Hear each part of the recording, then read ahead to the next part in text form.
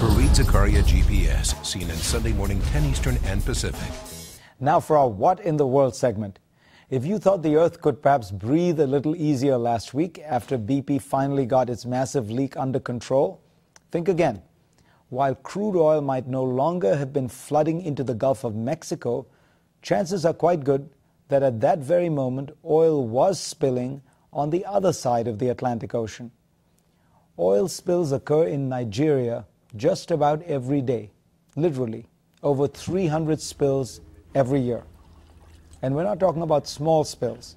Environmental groups estimate that almost 600 million gallons of oil have spilled into the Niger River Delta in the last 50 years since oil was first struck there.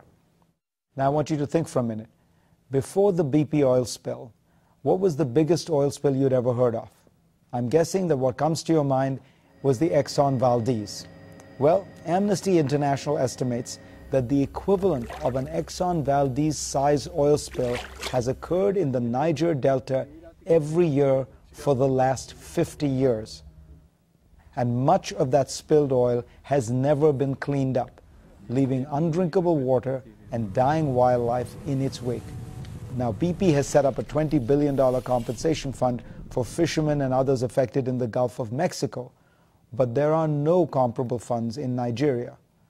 What Nigeria does have is a generous profit-splitting agreement where the government of Nigeria gets about 60% of the oil profits and the oil companies get about 40%. And the government's money is supposed to get invested back in the Delta. But according to residents, the only thing trickling back to them is the leaking oil. So where has all that money gone? Well, the World Bank says that over the last 30 years, $300 billion of Nigeria's oil revenue has virtually disappeared, probably to some Swiss bank accounts. The trickle down to the Niger Delta is so small and the damage to the area so great that it has literally started a war. Local gangs, angry with the big oil companies, have been kidnapping and killing oil company executives and blowing up their pipes for years now. Shell, one of the biggest targets, says that 90% of their oil that was spilled in 2009 was due to sabotage or attempted theft, only 10% because of operational problems. A world away from the Gulf of Mexico, Nigeria and its spills might seem like someone else's problem.